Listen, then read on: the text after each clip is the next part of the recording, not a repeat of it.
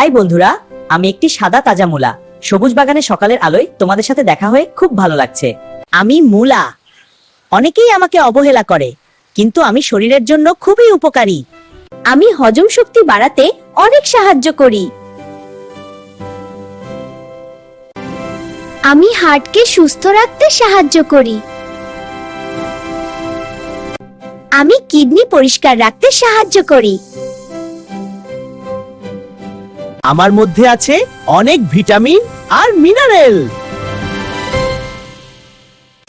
আমি শরীরের রোগ প্রতিরোধ ক্ষমতা বাড়াই। ছোট বড় সবাই আমাকে খেতে পারে। সালাদ বা তরকারি যেভাবেই খাও উপকার পাবেই। তাই প্রতিদিনের খাবারে আমাকে রাখতে ভুলবেন না।